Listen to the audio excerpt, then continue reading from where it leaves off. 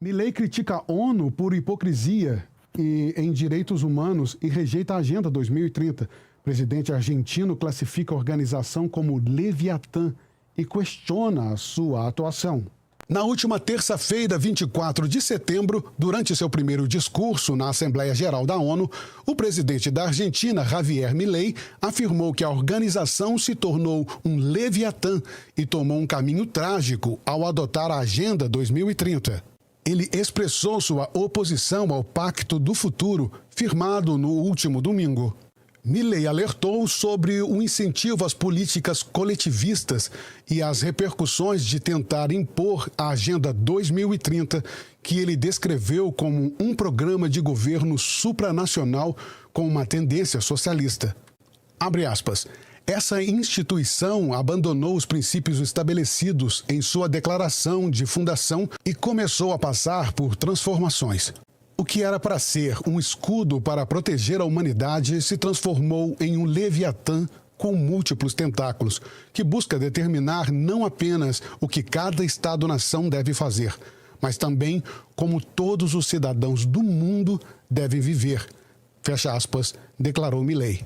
Segundo Milei, a ONU impõe uma agenda ideológica aos seus membros e se tornou um modelo de governo supranacional de burocratas internacionais que tenta ditar um modelo de vida específico aos cidadãos do planeta. O presidente argentino criticou, por exemplo, as quarentenas sanitárias implantadas durante a pandemia de Covid-19, que, segundo ele, deveriam ser vistas como crimes contra a humanidade. Abre aspas.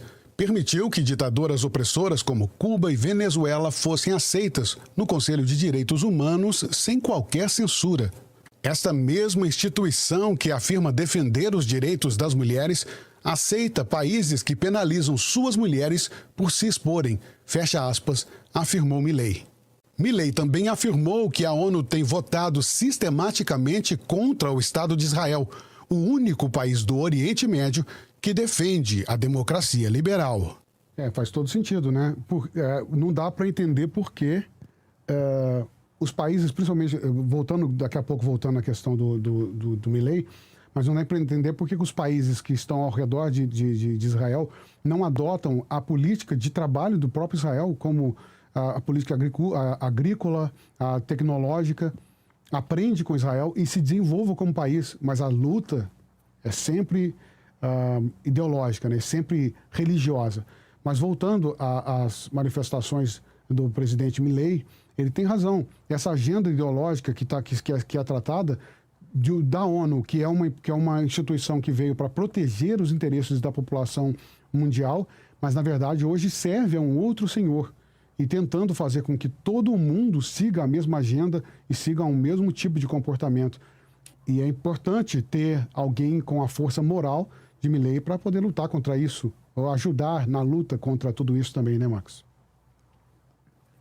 A gente tem assistido aí também o presidente Milei, um presidente que chegou aí com grande força, venceu as eleições e partiu para cima dessa agenda ideológica. Em algum momento, os países que têm ideia divergente precisam sim, de fato, ter seus posicionamentos e partir para cima daqueles que eles entendem como interessante para os países deles, especificamente a Argentina aí, que vinha sofrendo muito com questões financeiras, muito sofrimento, a sociedade, muita gente indo para a rua por falta de emprego, falta de oportunidade de emprego, e o Milei chegou, apesar da imprensa, da oposição contra a Argentina, a imprensa e outros setores, não ir com a ideologia do Milei, a gente até viu que a imprensa parou de expor alguns pontos contra o candidato. E é positivo o presidente Milei estar nesse diálogo, nesse enfrentamento, porque ele também entende essa ideologia maluca da ONU, né? E a ONU, todo mundo sabe que na pandemia fez o que fez, e o Milei foi no ponto certo, partiu para cima e vamos ver o que acontece daqui para frente, né, Régio? Precisa o país, não só a Argentina, mas outros países precisam se levantar, assim como o Milei se levantou. Precisamos de outros presidentes fortes, como o presidente de El Salvador, como presidente da Argentina, como a possibilidade de termos de volta o presidente dos Estados Unidos e tentar alcançar mais presidências com força moral para poder barrar, pelo menos, a tentativa desse consórcio mundial de fazer uma união dos países, de comportamento de povos, o que eu acho um absurdo e quase impossível que isso aconteça, tendo em vista que cada país tem suas próprias culturas, seu próprio clima, a sua própria forma de viver a vida, e fazer com que todo mundo se comporte da mesma forma, isso é absolutamente inaceitável. Eu acho que pode ser até que seja, de certa forma, impossível, mas eu achava que fosse impossível antes, até ver como o uso das redes sociais, das mídias sociais, tem transformado nossas crianças e adolescentes nos imbecis que estão se tornando agora, né? E fazendo com que elas se comportem da forma como o mundo quer que elas se comportem. E nós precisamos de presidentes fortes para manter a nossa força moral e manter o mundo como precisa ser e não como eles querem que seja. Vamos para mais uma matéria. Blinken considera nova doutrina nuclear de Putin totalmente irresponsável. O secretário de Estado critica a ameaça russa durante a Assembleia Geral na ONU. O secretário de Estado dos Estados Unidos, Antony Blinken, classificou nesta quinta-feira a nova doutrina nuclear do presidente da Rússia, Vladimir Putin, como totalmente irresponsável. O Kremlin anunciou essa doutrina como uma advertência ao Ocidente, alertando para que não permita que a Ucrânia utilize mísseis de longo alcance. Abre aspas, é absolutamente irresponsável e acredito que muitos países ao redor do mundo sempre expressaram claramente que a Rússia tem sido ameaçadora em relação ao tema nuclear, inclusive na China, afirmou Blinken em entrevista à emissora MSNBC em Nova York durante a Assembleia Geral das Nações Unidas. Ele destacou que a declaração é particularmente preocupante, pois ocorre enquanto líderes globais se reúnem na ONU para discutir, entre outras questões, a necessidade de mais desarmamento e não proliferação nuclear. Abre aspas, acredito que a declaração da Rússia seria muito mal recebida em todo o mundo, fecha aspas, acrescentou. Putin ordenou na noite anterior a consideração de alterações na diretriz mencionada, permitindo respostas nucleares contra países não nucleares que recebem o apoio de nações com esse armamento, uma referência clara à Ucrânia, que conta com suporte militar dos Estados Unidos e de outras nações nucleares. Abre aspas. É um alerta sobre as consequências caso esses países realizem um ataque contra a nossa nação por diversos meios, não necessariamente nucleares, fecha aspas, disse o porta-voz do Kremlin, Dmitry Peskov, em sua coletiva de imprensa diária. Esse anúncio coincide com a visita aos Estados Unidos do presidente ucraniano Vladimir Zelensky, que apresentou ao presidente americano Joe Biden seu plano de vitória, que abrange garantias de segurança e o fornecimento de armamentos para derrotar a Rússia. Bom, plano de vitória, essa possibilidade de vitória da Ucrânia só existe com o financiamento americano. É o que a gente estava falando aqui agora há pouco, né? Se esse financiamento cessar, de que forma que a Ucrânia vai continuar fazendo tudo isso, né? Isso não vai ser tão possível assim. Sim, a gente viu aí os Estados Unidos se posicionando e achando e dizendo na fala do representante do país que acha como absurda. E o que a Rússia devolve aí como a ideia do presidente está entendendo? É que também os Estados Unidos está ficando escasso, né?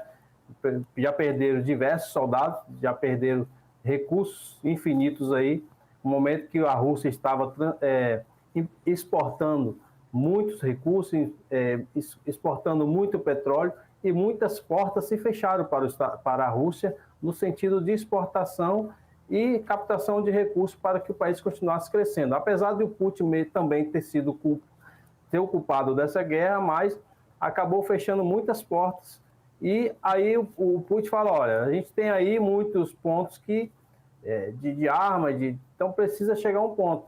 Só que são tantas guerras, o Reginaldo Regis, que a gente vê os países entrando em conflito com aquilo até que eles se comungavam, né?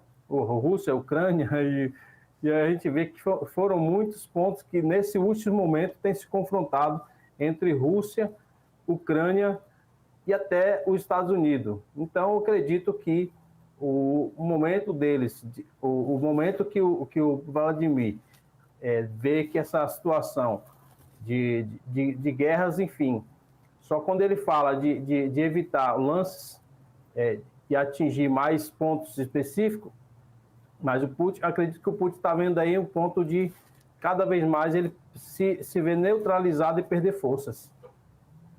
Exatamente. O vira e mexe, sempre que acontece alguma coisa nova, o Vladimir Putin ameaça com bombas nucleares.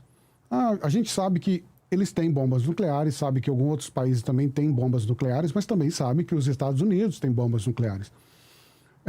Seria do interesse de todos que simplesmente essas bombas fossem ativadas e esses países se autodestruíssem? Não se autodestruíssem porque a partir do momento que você jogar num país, o outro vai atravessar para o outro e daqui a pouco os 3 países, China, Rússia e Brasil, China, Rússia e Estados Unidos, vão se autodestruir simplesmente por orgulho,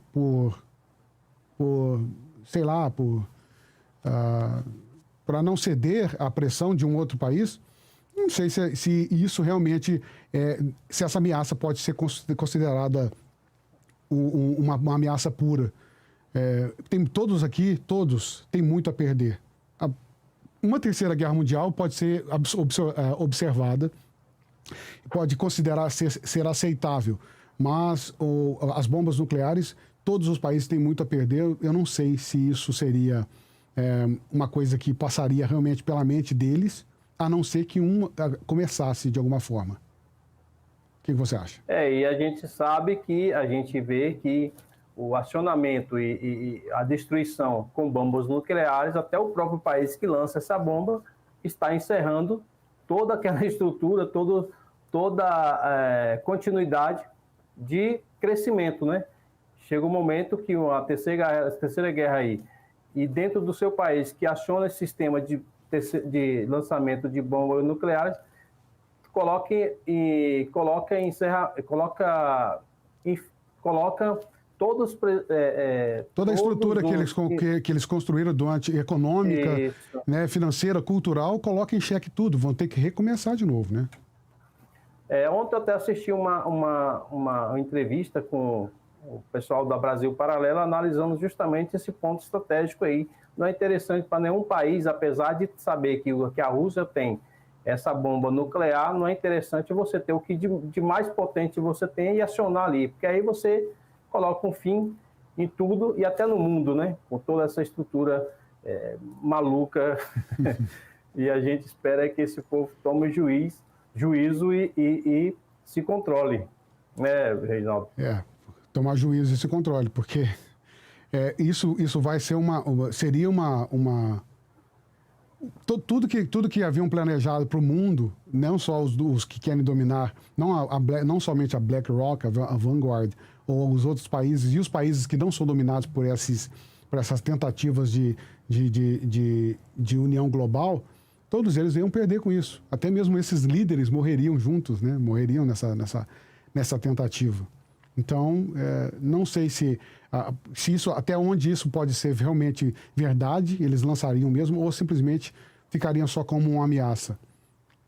Se um presidente como Vladimir Putin é capaz de sacrificar seu povo, ele é capaz de se sacrificar também para manter esse orgulho, o seu ego. Não sei se isso aconteceria, não. Acionar o seu povo para uma guerra, tudo bem, mas isso é claro que é o meu ver. Uma guerra química no país, uma guerra atômica entre os países, eu não acredito que isso seja muito possível, não. Bom, mas vamos ver. Olha, a Arábia Saudita rejeita normalização com Israel sem solução para a questão palestina. Ministro saudita destaca que, sem um acordo nos direitos palestinos, não há possibilidade de ter uma paz regional. Veja na matéria a seguir. O ministro das Relações Exteriores da Arábia Saudita, Faisal bin Farhan Al Saud, declarou na sexta-feira a proposta do primeiro-ministro de Israel, Benjamin Netanyahu, de normalizar as relações entre os dois países sem antes tratar da questão palestina e da solução dos dois estados. A declaração ocorreu após Netanyahu propor uma aproximação entre Israel e Arábia Saudita, sem mencionar os palestinos em seu discurso. Abre aspas. Foi interessante observar que o primeiro-ministro Netanyahu, em um discurso intenso, não fez menção à Palestina ou aos palestinos. E isto é precisamente o problema, pois sem resolver essa questão, a paz e a estabilidade regional são inalcançáveis, afirmou Faisal bin Farhan Al Saud, antes de ingressar no Conselho de Segurança da ONU. Durante seu discurso na Assembleia Geral da ONU, Netanyahu evitou falar sobre um possível cessar-fogo em Gaza ou no Líbano, focando em buscar uma aliança com a Arábia Saudita e destacando o Irã como uma ameaça comum. Ele ressaltou que um acordo de paz com os sauditas seria um marco histórico e poderia promover a reconciliação entre árabes e israelenses. No entanto, Faisal bin Farhan afirmou que a posição saudita segue homologada ao direito internacional que exige a criação de um Estado palestino. Resolver a questão palestina abrirá caminho não só para a normalização, mas também para a maior integração e cooperação. Sem isso, nada acontecerá, frisou o ministro. Após uma cúpula árabe-islâmica extraordinária sobre Gaza, Faisal bin Farhan acrescentou que as armas não trarão solução e que o primeiro passo para a paz seria o cessar-fogo por parte de Israel em Gaza e no Líbano. De certa forma, todos os países que a gente vê que estão tentando lutar por alguma coisa, de alguma forma, para cessar as guerras, tanto em Israel com a Palestina e também da Rússia com a Ucrânia, todos os países que querem intermediar isso, quer que o outro lado ceda, né? Sempre. Quer que a Ucrânia ceda e, nesse sentido, também que o Israel ceda de alguma forma. É exatamente isso que o outro lado está brigando para que aconteça. Se eles cederem, eles venceram a guerra. Correto? É isso aí. A gente viu aí esse pronunciamento e a gente também estava analisando o contexto da Rússia e são fatores que estão tudo em confronto, né? Então, acho que esses países, apesar de forças que eles têm, estão vivendo um momento muito parecido, muito escasso, ter que penalizar o seu povo, ter que colocar muito pessoal do exército em situação de morte, de força e tal. Então, assim, eles estão medindo as forças que eles têm e recursos também, né, Reginaldo? Então, assim, interessante que, apesar de todos os recursos, todo o pessoal, toda a estrutura, chegam horas que eles começam a ter que colocar a cabeça no lugar e vendo que uma hora isso precisa chegar ao fim. Exatamente. E seguindo na próxima matéria aqui, a gente vai falar exatamente sobre isso. A gente estava falando sobre a questão de sempre se ter uma ameaça de uma bomba nuclear. Para que isso não aconteça, ceda o seu território. Para que isso não aconteça, faça isso. Então, sempre pedindo para o outro lado ceder. Mais uma vez, na matéria que a gente vai seguir aqui, Lukashenko avisa que Rússia usará armas nucleares em caso de ataque da OTAN à Bielorrússia. O líder bielorrusso alerta sobre resposta imediata à Terceira Guerra Mundial em um cenário de agressão. O presidente da Bielorrússia, Alexander Lukashenko, anunciou nesta sexta-feira que a Rússia recorrerá ao uso de armas nucleares caso haja um ataque da OTAN ao território bielorrusso. A declaração ocorreu após a apresentação de uma nova doutrina nuclear russa. Abre aspas. Se a OTAN, os americanos ou os poloneses nos atacarem, usaremos armas nucleares. e a Rússia virá ao nosso auxílio, afirmou Lukashenko durante um evento com estudantes, segundo a agência de notícias Belta. Lukashenko, que governa a Bielorrússia desde 1994, enfatizou que qualquer agressão contra o seu país poderia desencadear a Terceira Guerra Mundial. Ele explicou que a nova doutrina russa reflete este cenário, destacando que a linha vermelha será violada caso as fronteiras da Bielorrússia fossem atravessadas, o que resultaria em uma resposta imediata. Reconhecendo que a Rússia usasse armas nucleares, a OTAN poderia retaliar de forma semelhante. O presidente bielorrusso destacou que tal resposta incluiria ataques ao território russo. Abre aspas. A Rússia usará todo o seu arsenal. Isso já significa uma guerra mundial, algo para o qual o Ocidente não está preparado. Fecha aspas, afirmou. A inclusão da Bielorrússia na doutrina nuclear russa é uma das novas medidas anunciadas por Vladimir Putin, que ressaltou que o uso de armas nucleares seria uma resposta a qualquer agressão contra a Rússia ou Bielorrússia, mesmo que o ataque envolva armas convencionais. Lukashenko já havia concordado com essa política, especialmente após o apoio de Putin durante os protestos pós-eleitorais na Bielorrússia, em 2020.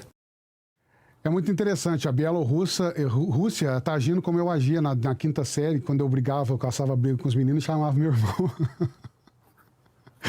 E chamava meu irmão para poder bater nos garotos por mim, você entendeu? Tá no mesmo patamar, vamos dizer assim. A Rússia vai fazer ataques nucleares por causa da Bielorrússia, sendo que a Rússia ainda não fez ataques nucleares por causa da própria Rússia. Quem é esse cara? De onde é que ele veio? De onde é que saiu? De que buraco saiu o Lukashenko para achar que realmente o Vladimir Putin vai assumir essa bucha em nome da Bielorrússia? Essa análise aí sai totalmente fora de contexto, né? Você coloca algo que outros países ou país específico deve colocar em prática, mas na verdade você quer que outros países tomem decisões que às vezes você também país específico não colocaria, né? Uhum. Então aí são situações totalmente fora do contexto, apesar de possíveis acontecimentos, casos extremos, mas eu acho é o último ponto, né? Acho que é o último ponto, a tolerância máxima. E falando, vamos acabar com tudo agora, vamos explodir tudo. Tudo que a gente fez, vamos ter que chegar aqui, vamos... na verdade, é isso que eu estou analisando. É impressionante, né? Porque ele está usando o nome de Vladimir Putin, é claro, com um aval, mas lançando essa narrativa, né? Lançando a narrativa e fazendo... Porque quando ele fala sobre ataques nucleares, isso, na população em geral, causa um terror enorme, né? Causa um pandemônio. As pessoas ficam preocupadas de que a Rússia, o Vladimir Putin, é doido o suficiente para poder lançar armas nucleares. E aí a própria Bielorrússia dizer que o meu irmão mais velho vai bater no moço porque me deu tapa na minha cara.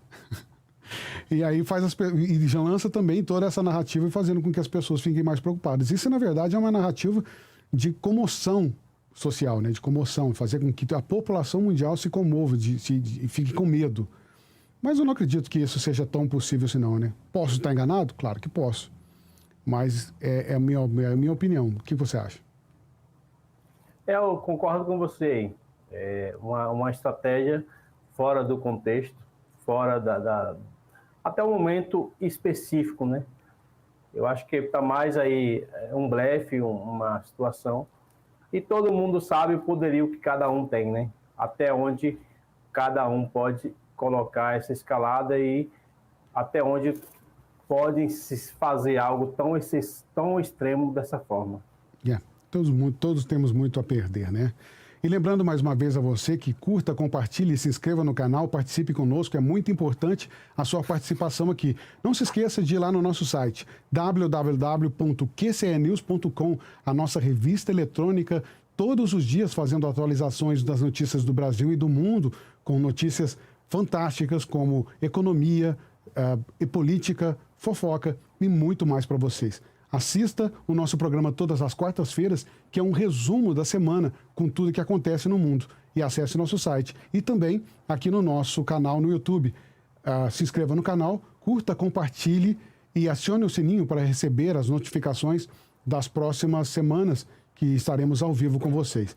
E agora vamos com as notícias sobre economia. O segmento Economia, e agora falando sobre isso, trazendo as dicas de investimento e negócios com Charles Verdun.